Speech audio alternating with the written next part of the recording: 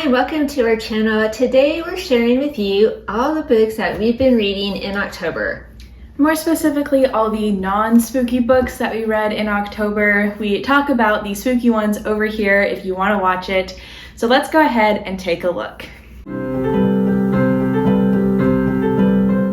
So our first book today was our read-along Catholic book for October from Sophia Institute Press, and it is Finding Peace in the Storm by Dan Burke.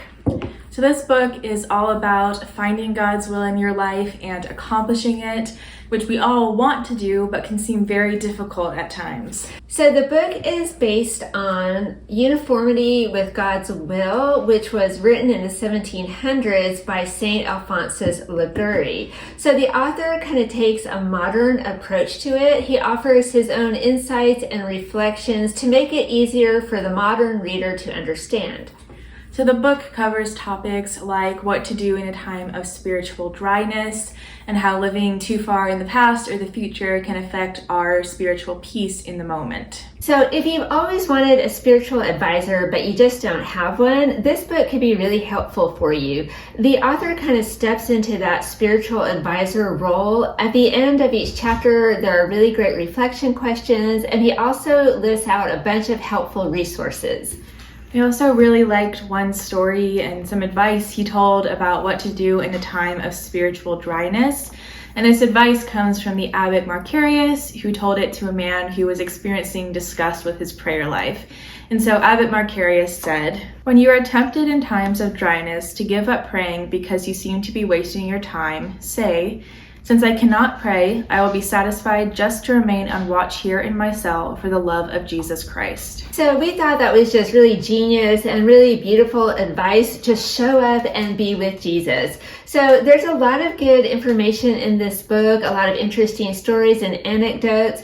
But to be honest, this is one that we will probably have to go back and read several times to fully take in. There's a lot going on, a lot of deep spiritual stuff in this book. So we did enjoy it, but we're going to have to make another pass through. My first book was just so good. It was Death Comes for the Archbishop by Willa Cather, which I don't have my physical copy here with me to show you, so I'll put a picture on the screen. Our new parochial vicar is very interested and enjoys doing a lot of paperwork, rearranging, chewing on pages. So we're having to put books and papers up out of his reach. So Death Comes for the Archbishop is somewhere safe, but I just can't lay my hands on it at the moment. Anyway, the book tells the story of two French priests, Archbishop Jean-Marie Latour and Father Joseph Valliart, who come to New Mexico in the 1800s to start the first Catholic diocese, which is a very daunting job. So in 1912, Willa Cather went to New Mexico and interviewed a lot of the people who had known these two priests. She heard all their stories, and she put them all together in this amazing book that is full of stories and anecdotes and traditions and legends. Kit Carson is even in this book. So it was just so good, I literally could not put it down. Willa Cather is such a masterful storyteller, such an incredibly talented and gifted writer that some of the passages are just so beautiful that almost made me cry. For instance, in one part, she tells about how Bishop Latour started to build his cathedral, the Cathedral of St. Francis in Santa Fe. How he went out into the countryside one day, he was just riding along and he saw the beautiful golden rock that eventually was used in the basilica. How he found the perfect spot on a hillside. How he even brought over a French architect to help plan and build the cathedral. So at the time, some people said, "Well, Bishop Latour, you sure are going to a lot of time and expense to build a grand church in our little humble town of Santa Fe." And he said, "Well, yeah, I'm just thinking ahead to the future of the diocese, the people who will come and worship here." And so recently we were out in New Mexico and in Santa Fe, and we were able to visit Bishop Latour's cathedral. So when he said, "I'm thinking of the future and the people who will come here," he was thinking of us. And I don't know, that just really got me somehow. And anyway, I love the book. If you haven't read it, just go read it. It was definitely a 5-star book for me. All right, so my first book today is one that I have been reading all month, and that is Aurora Rising by Alistair Reynolds. So this book we picked up at the book warehouse sale that we filmed a couple of months ago, and it is almost 500 pages, so I kind of knew immediately that I was going to carve out a whole month to just dedicate to this book, and that month ended up being October. So this book follows Tom Dreyfus, who is a field prefect, so kind of think police officer, something sort of similar. And in his world, one of the habitats has been brutally destroyed, and he is tasked to investigate that and figure out what happened. So this is an adult sci-fi, so it's quite a complicated book. There is a lot going on. There's treason, there's enemies from the past, all kinds of different plot lines. I feel like that kind of worked against the book a little bit in the beginning. Sometimes the plot just got buried down by a lot of scenes and a lot of words, but that did get better as it went on. So there also is a little bit of language in this book since it is classified as an adult book, but it hasn't been enough to be completely off-putting. And overall, I've really enjoyed reading it. It is very well written, and the author is very knowledgeable in things about space and about science, and that definitely shows in his work. So as of filming this, I am about 360 pages into this book.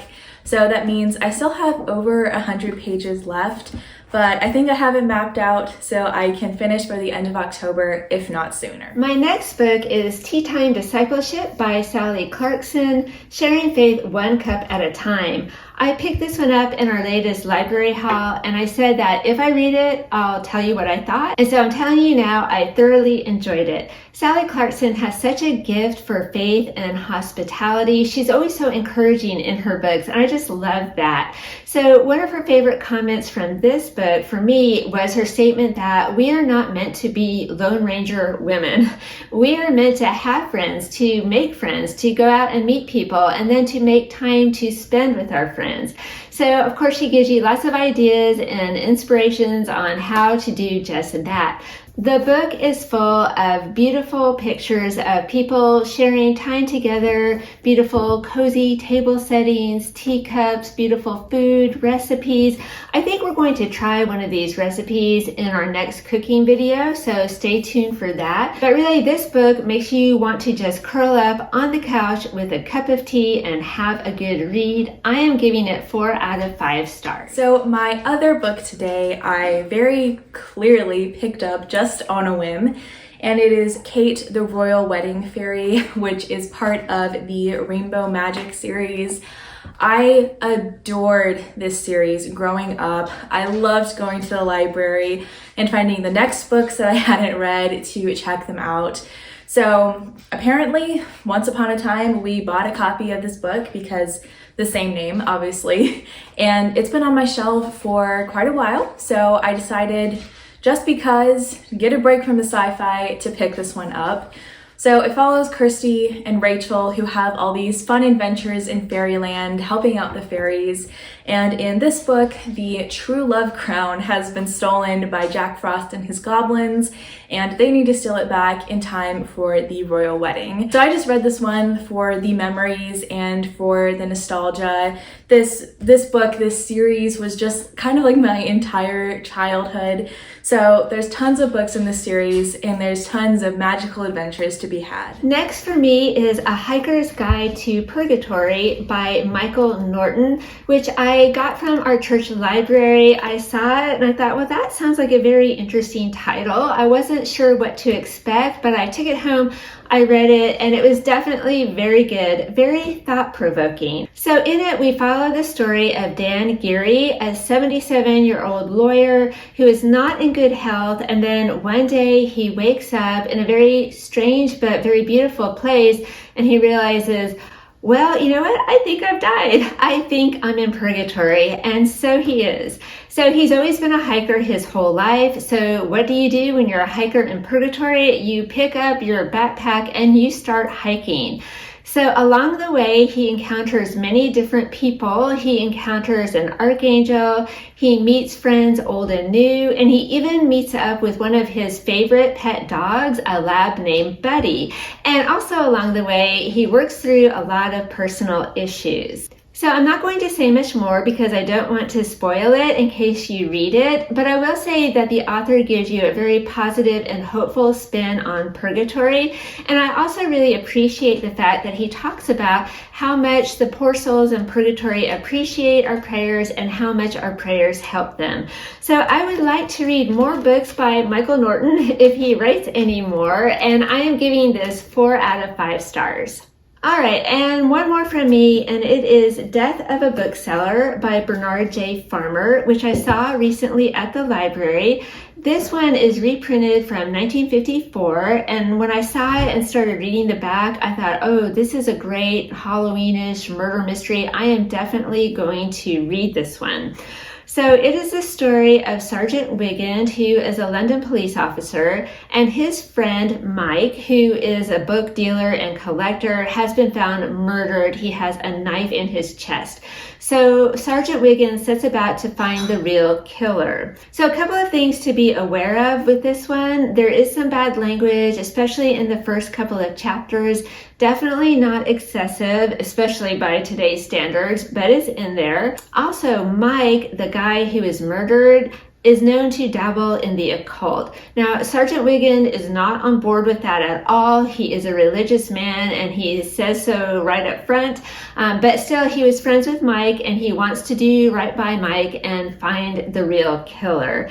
So honestly, this one, it was an okay murder mystery. I didn't think it was that great, but what I did really love about the book is that it takes you behind the scenes in the book selling world of 1950s London, how they researched and bought and sold books and determined value before the internet. So it falls into one of my favorite book genres, books about books.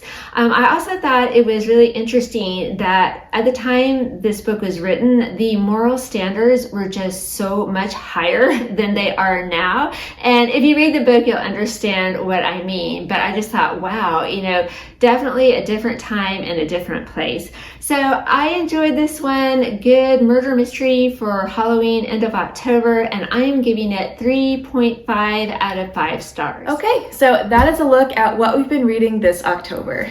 So as always, let us know down in the comments what you've been reading, because honestly, a lot of times we get great tips and ideas from you, our viewers, and we appreciate that. So we hope you enjoyed the video. Thank you so much for watching, and we'll see you next time. Bye. Bye.